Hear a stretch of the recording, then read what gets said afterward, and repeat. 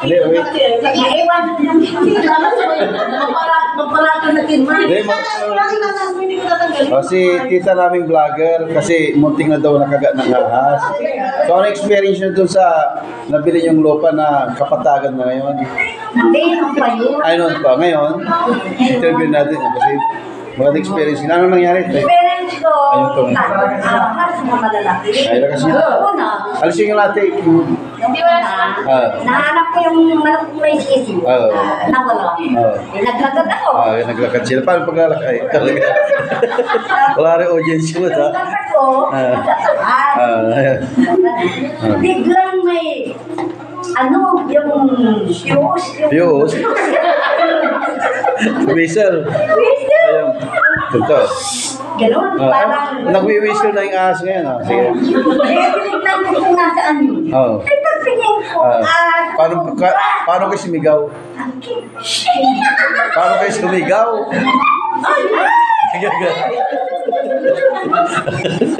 kumuha ko na. Tibagkol. Tibagkol. Tibagkol. Ito yung tibagkol sa Tagalog. Yung kobra. Cobra. Kaya tumakbo na. Yung ano yun, yung buo na lupa. Ngayon, Ngayon na. ang susunod, ganito naman. Mahaba ito. May 5 minutes. Nagbibili ako ng mga halaman na eggplant. Galing ako sa school. Pangalawang ahas na yan. Sabi ko, magbibilag na eggplant. Ngayon, unang dinig Hindi ba boring itong views natin? Okay lang. unang dinig ko, wala, linis. Tapos, pangalawang timba, dinig ko naman, nagpo, kawayan na ang haba-haba. Yung pala, straight na straight. Snake na ba? Ngayon, Paano sigaw nyo dyan? kanina, Balag lang. walang ganito, walang kawayan na nakadapan na. Yung pala. Yung pala, marunong din ayo. Aminto ako. Tingnan ko yung kawayan. Mula dulo hanggang yung ulo. Dapat may 5 minutes tayong pintuan. Sige. Parang buntot lang yung malaking bunga ng malunggay. Ang buntot. Tapos yung mata pala, ang malaki na. Nakabunot. Ang malaki ng ahas na kulay dirty. Delikado. Yung pangalawang ano nyo yun. Pangalawa yun. Na-save kayo. Diba ko? Yung pangatlo. Ay, may pangalo pala. Sige. Akala ko. Okay lang mga viewers. Taste tayo. Konti. Ganito. Last na ito. Pumunta ako sa labas. May kulay. Tapos, pagtingin ko sa baba, naku, dumaan yung ahas na bilang. May napansin ako sa inyo, yung unang ahas, pa-vertical. Ngayon, Ikaw na naman. Sawa. Nakita ko.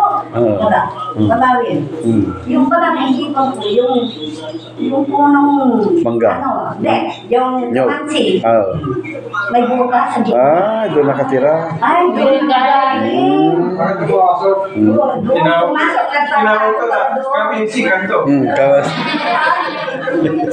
Ang ginawa ko, kuha ko ng bato, tinakpan ko yung mula. Okay. Doon ang gagawin. Ay, tama na dito, balik. Bakit may dumaan na ahas na kulay dilaw eh. Ang laki-laki, ang haba. Tapos, nung bata pa ako, Ano yun?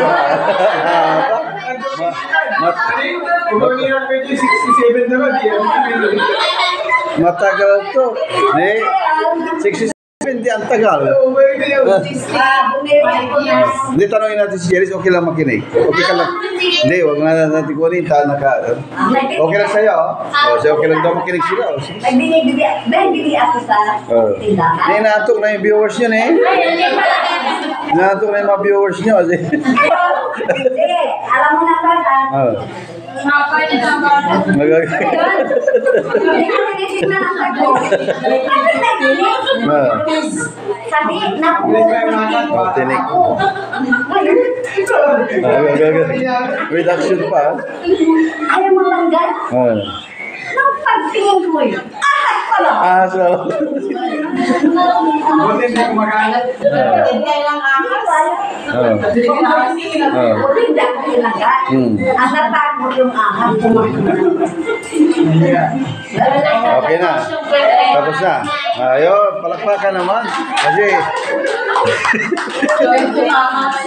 ano masasabi niyo? Thank you for the Thank you for the nice story. Storytelling sentiment. Feeling may hati ako dyan. Senior version. Senior version ng story. Parang yung kami ni Chiriz noon, eh, dagdag ko na dito. Hindi ano niya, pero nakapagod yung story. Ang kwento namin ni Chiriz noon, nagkwento siya, yung kamuti daw ng uncle niya, sobrang laki, hindi mabuuan ng bakho, sobrang laki. Sabi ko, walang kwenta yung kamuti ng uncle mo dun sa nakita kong ahas, sabi ko. Hanggang ngayon, yung bunto niya, hindi pa na lumalabas. Na sobrang habay. Sabi niya, grabe naman kayo, sinungaling kayo. Sabi niya, palitin mo yung kamuti mo, palitin ko rin yung ahas ko. Okay lang.